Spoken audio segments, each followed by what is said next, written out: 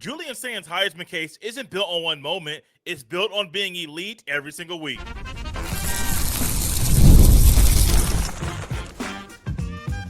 You are Locked On Buckeyes, your daily podcast on the Ohio State Buckeyes. Part of the Locked On Podcast Network, your team every day. Welcome in, Buckeye fans, to your Monday edition of Locked On Buckeyes, which is your daily Ohio State podcast, part of the Locked On Podcast Network, your team every day. Now, the number one sports podcast network. I'm your host, Jay Stevens, veteran sports talk host, delivering passionate coverage about your Buckeyes. And today's episode is brought to you by FanDuel. Right now, new customers can bet just $5. And if your bet wins, you'll get $300 in bonus bets to use across the app. Download the app today. During today's show, I will discuss why I am concerned about the Buckeyes' offensive line play, as well as how Ohio State adjusted to Cardinal Tate not playing this past weekend. But first, we are in a part of the year where normally you have a sense of a guy or two or three that will be in New York as Heisman finalists. People believe, and I am one of them, that Julian Sayin should not only be a frontrunner currently, but that he has the goods to win the award. Well, he's going up against guys, he's competing against guys like Fernando Mendoza, Marcel Reed, Jeremiah Love, and other elite players in college football. And I think Sayin has already separated himself from the rest of the pack, similar to how Ohio State has separated themselves from the rest of the country and how they are playing football this year. Julian Sayin has been elite every time he's been on the field. The Buckeyes are 9-0. He has not had a letdown. He has not even allowed the opposing team to get comfortable and have a sense of, oh, they're going to be able to take down Julian Sayin. No. What we have seen from Julian Sayin this year is a guy who is playing better than advertised, who's playing elite ball every single week. His ball placement is getting better every time he's on the field. And that's the thing. Normally, you may think a guy needs a Heisman moment to propel himself up to being the Heisman frontrunner. No. Julian Sayin is just being consistently elite, and that's all he needs to do. If you look at his numbers, they tell a story. But our eyeballs tell us a story that are even bigger than what we see when we look at paper or look at numbers in a box score. Julian Sayin has everything you want in a quarterback. He is the best QB in the country. And when it comes to the Heisman race, I understand some people want a moment. Well, he's going to have a couple games in game number 12 and potentially game 13 in the Big Ten title game where he's going to show everybody on a very big stage against two really good teams that he has what it takes to play elite in those moments too. Now, I don't believe you need to have a Heisman moment. I don't. I think back right now in my head when RG3 made that throw on the rollout. Don't know who it was against. Not really sure who the opponent was. All I know is I remember the clip in my head right now. RG3's Heisman moment, he goes on to win the Heisman Trophy. I remember, was it a couple years later when Christian McCaffrey was playing at Stanford, where I thought, homie's had a Heisman moment. He's had numerous Heisman moments, and he was just been a dog all year long. He was consistent. But there was somebody else who won the Heisman that year. I don't remember who it was. I remember that Christian McCaffrey should have won the Heisman Trophy. He was consistently elite. Now, in that example, you may say, Jay, if he doesn't have a Heisman moment, does that mean he won't win it? I don't think so. I think his consistent play is going to speak volumes to where if he goes to Ann Arbor and does what he has done to everybody else all season, that's your moment. But it's not one play. It's not one drive. It's the entire game where he went in there into a hostile environment, a place or a team that Ohio State has not beat in 4 years, and he's done the same thing he's done to everybody else. He goes in there and takes down the Wolverines. And I think that game, not a play or a series, would be the moment for some people. I don't care about a moment. I want to know who has had the most consistent play, who has been the elite guy, who's had the best season, or the most outstanding player in college football. To me, it is still Julian Sayin. Fernando Mendoza, great player. Jeremiah Love, great player. There are a lot of great players all around the country that I believe should be in the running for winning the Heisman Trophy. Jeremiah Smith's another one where I think Jeremiah Smith could be a Heisman finalist. That's how good he has been this year. Julian Sayin has just been a guy leading the offense flawlessly all season. You lose your number 2 receiver against Purdue. Jeremiah Smith steps up. But one thing remains the same with Cardinal or without Cardinal. Julian Sayin once again had a completion percentage of over 80%. He was 27 of 33, 81.8%, throwing 303 passing yards. He only threw one touchdown. He threw a really bad pick. And I was there at the game this past weekend. And in the moment, now my angle wasn't the best as if I was watching it on TV. But in the moment, I saw it. I was like, wait, there are probably two guys in between you and the receiver. Why are you throwing this ball? And it was in the red zone. He thought, hey, I need to make this. No, you could have lived to fight another day. Had your kicker come out there, get 3 points, you go kick the ball off. But no, he threw a ball. It was not a good decision. He could have even tried to throw it over said defenders, but he didn't make that happen. Is he perfect? No. Is any quarterback perfect? No, not at all. But one thing you're seeing right now is similar to what we saw with Joe Burrow, Justin Jefferson, Jamar Chase in 2019, is that their quarterback's elite, and he's helping those, and he's playing with the elite receivers. Joe Burrow got a lot of love. I don't understand why Julian Sayin is not getting the same attention as Joe Burrow was. Now, maybe you want to say it's because he was playing in the SEC and playing down there at LSU is a little bit different. Not really. It's Ohio State. Ohio State's still the biggest brand of the sport. But maybe that SEC bias came into play. I don't know. But one thing I know is this. Ohio State's rolling into other teams' fields and other teams' stadiums and completely taking over. Not only the fans that flock to Ross A Stadium, you look around, there's nothing but scarlet and gray all around the stadium.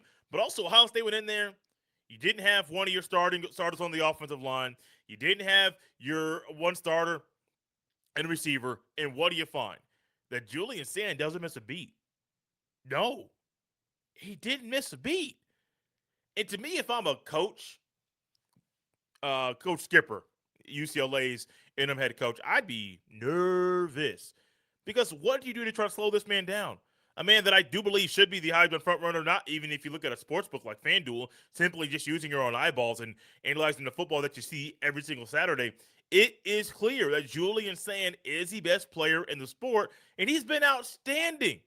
Because the award is supposed to go to the most outstanding player in college football. This young man, to me, the more I watch him play, the more I realize that he is as special as people said before the season, but he's more special. His special talent isn't all physical. It is not all up here in his brain. It's all of that rolled up into one player that when he's out there on the field, he is doing things that nobody else is doing. As great as other quarterbacks have been, and Diego Pavia is a lot of fun to watch. I mean, there's a lot of really good quarterbacks. None of them are doing what Julian Sayin is doing. Julian Sayin, he's figuring out ways to move the ball, and sometimes when they go three wide, it works well with them. Sometimes when they want to go with 2 or 3 tight ends in a set, he is fine. He's just rolling with what Ohio State wants. They're not turning up the gas right now. It's a very slow, methodical, some may say even boring brand of football to watch. But what do you find? Ohio State hasn't been in a close battle with it outside of Texas week 1.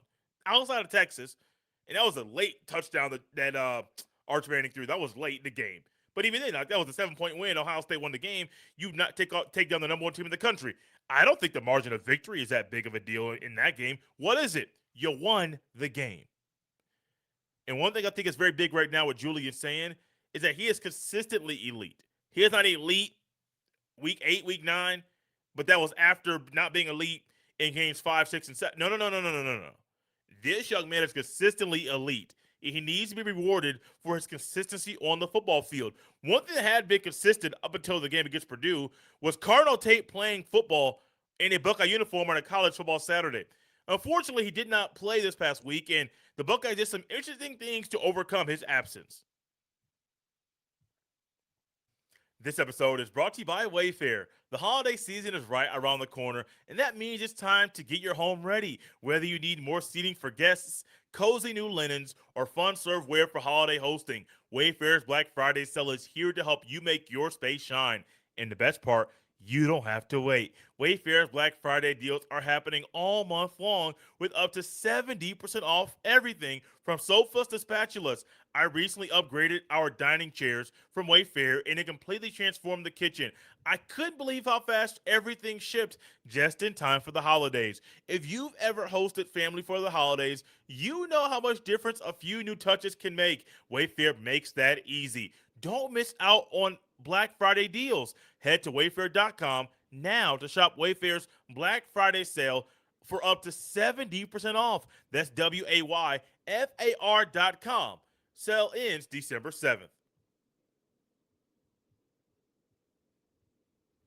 Thank you all for tapping Locked On Buckeyes and making this show your first listen today and making Locked On the number one sports podcast network. And speaking of something being number one, there are many of you that are big fans of Cardinal Tate. He may be number one in your heart because of how he plays the football. Well, unfortunately, Cardinal Tate went through warm-ups this past Saturday, and his helmet was taken from him after the team came on the field right before the opening kickoff. And in that moment, when I saw the staffer have his helmet, I'm thinking, what's going on? Was there an injury that happened that no one really discussed? Because he went through warm-ups in the pregame. Next thing you know, he's not out there. And Ohio State had to quickly adjust on the fly.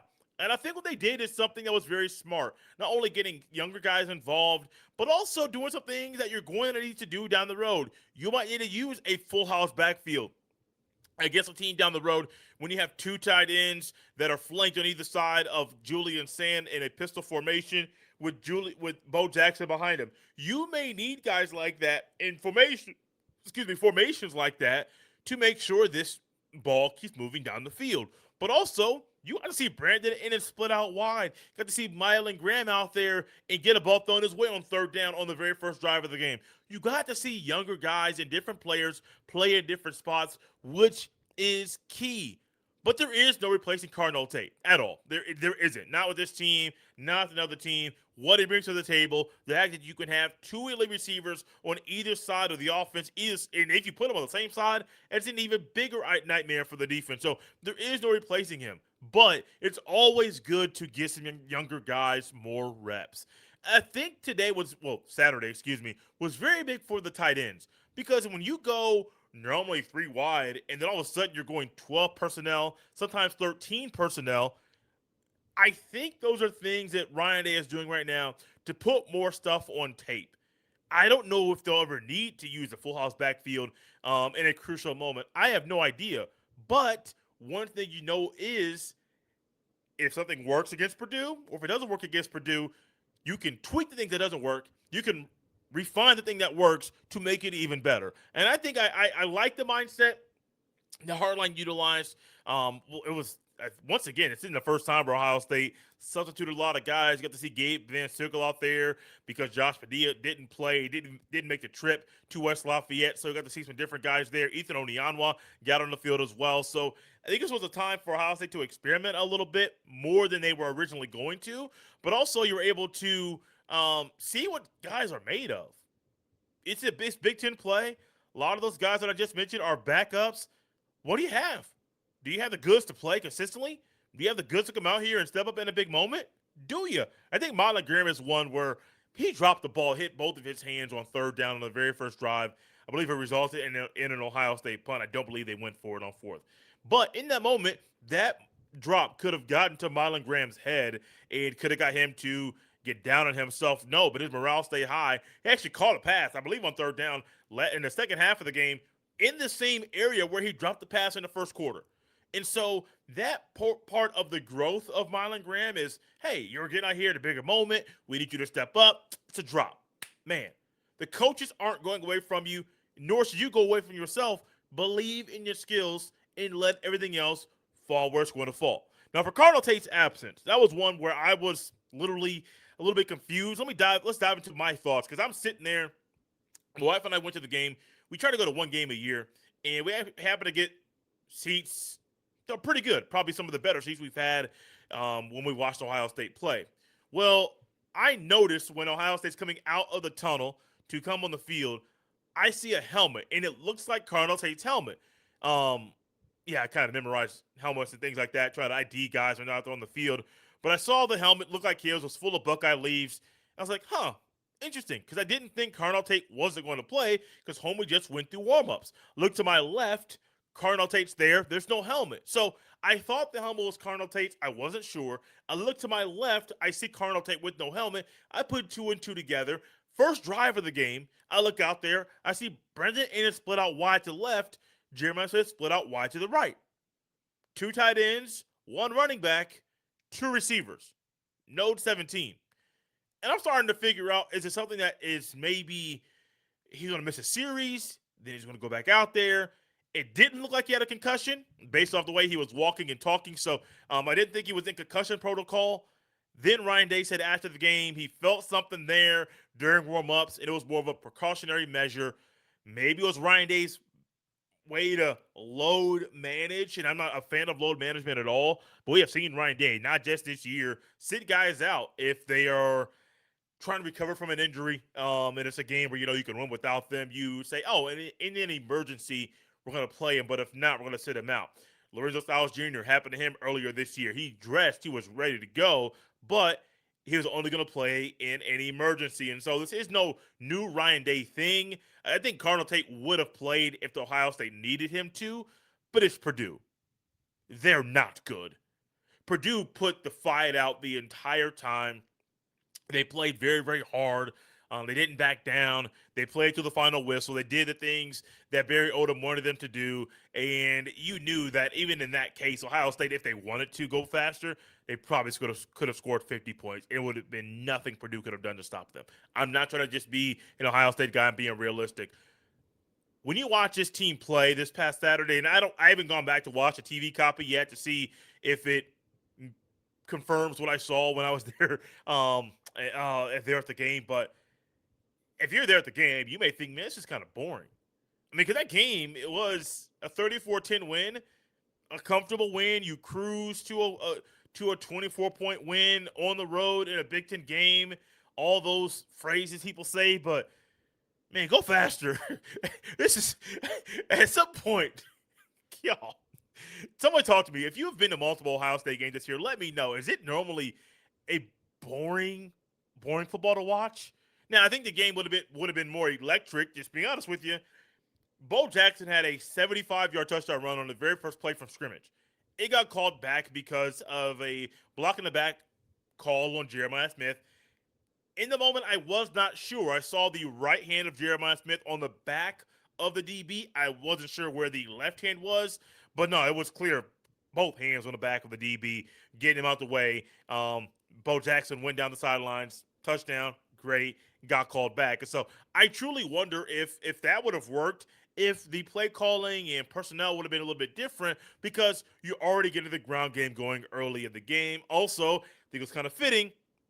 That was the first play from scrimmage after Ohio State put a picture up of Bo Jackson by himself as a graphic on game day. So it kind of gave me a little feeling that, oh, this is going to be a time when Ohio State's going to try to do some different things on the ground. Cardinal Tate's absence, it happened. He felt something during warm-ups. He didn't play.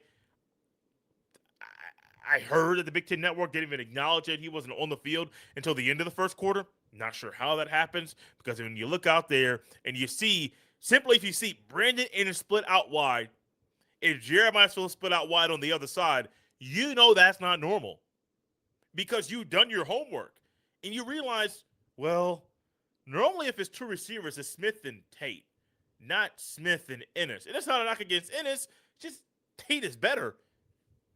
You put the best two receivers out there. So I believe he's going to play next week against UCLA. I don't have any doubt about that. It's a night game, might I add, so I really look forward to watching the Buckeyes at night in prime time on NBC. But they did a good job of adjusting to Cardinal Tate's absence. It could have been a higher scoring affair for the Buckeyes. They were trying to see different things that other players could do that weren't named Cardinal Tate. So you got to check some boxes. You got to do some things for the future of the team in this season. But speaking of the future of the team in this season, we should not be in game number 9 and still have concerns about the Buckeyes' offensive line, guys, but that's where we are. This episode is brought to you by FanDuel. The NBA is back, and there's no better place to get in on the action than FanDuel, the official sports betting partner of the NBA. Even if you missed the start of the game or want to ride the hot hand, FanDuel has live bets on everything from who will score next to fourth quarter comebacks. Plus, you can even combine your live bets into a same game parlay for a shot at a bigger payout. It keeps every game exciting, especially when your team's making that late push. Right now, FanDuel is giving new customers $300 in bonus bets when your first $5 bet wins. Once again, FanDuel is giving new customers $300 in bonus bets when your first $5 bet wins. So head to FanDuel.com to sign up and play your game with FanDuel, the official sports betting partner of the NBA. Thank you all for tapping in Locked On Buckeyes and making this show your first listen of the day and making Locked On the number one sports podcast network. Speaking of number one, that's going to be a theme all day.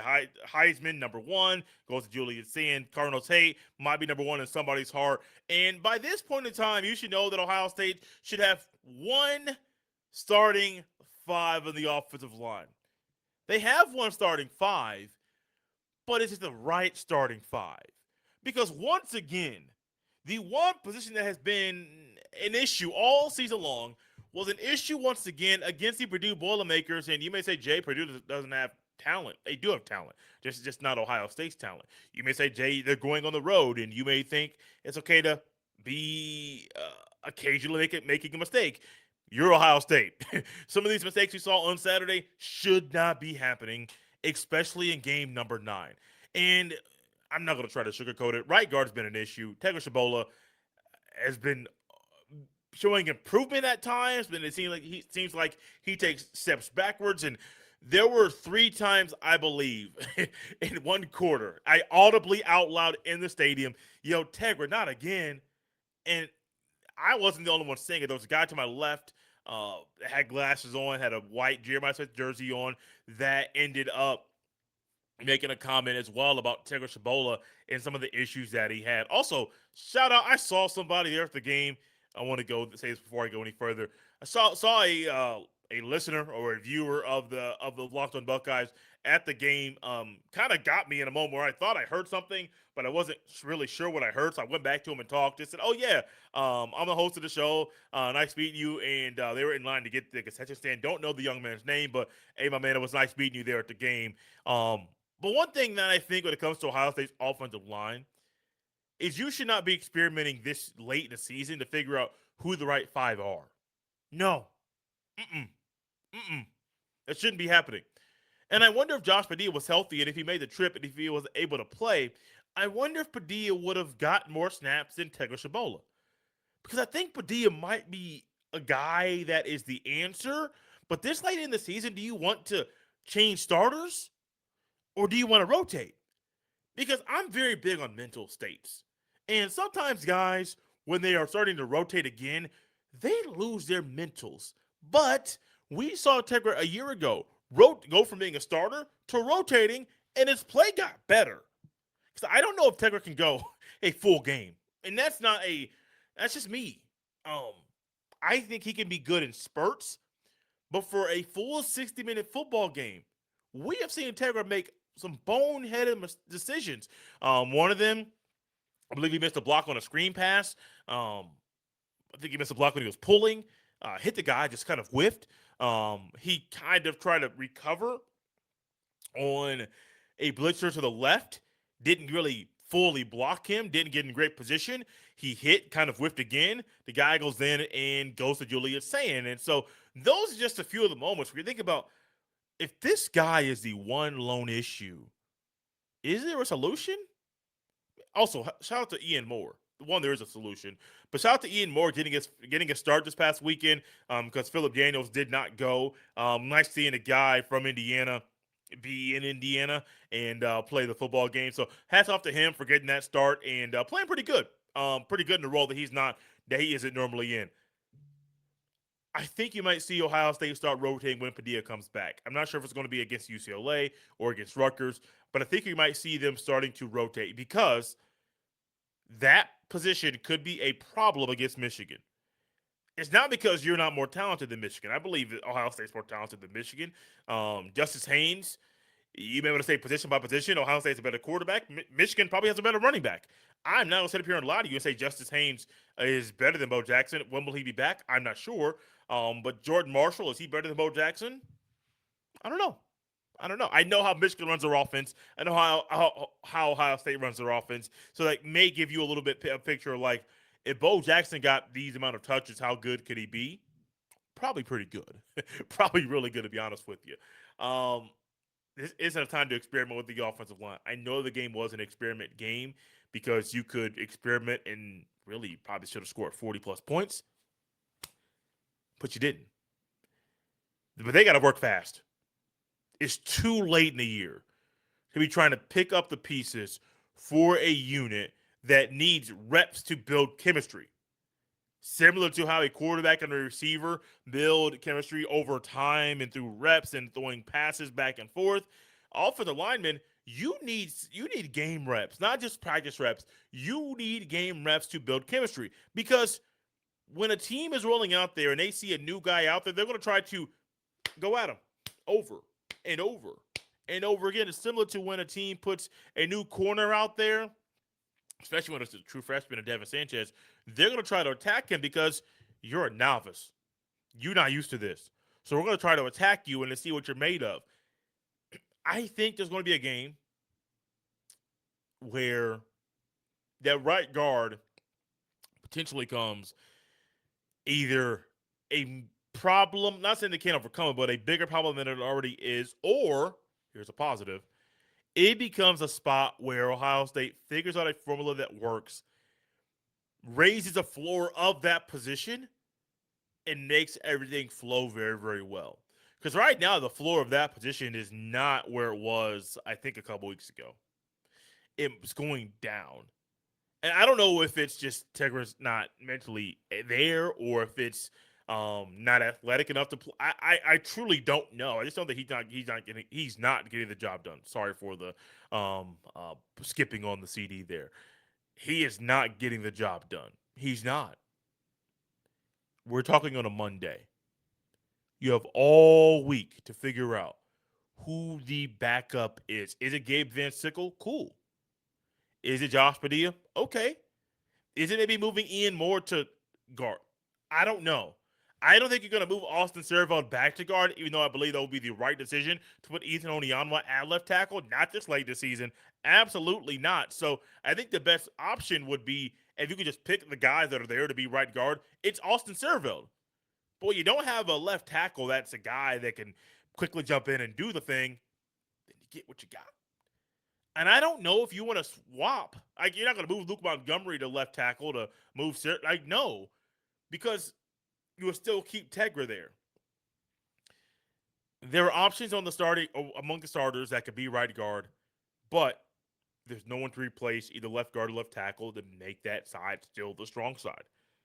So, Ryan Day, Tyler Bowen, Brian Hartline, they got a lot of work to do because I am concerned.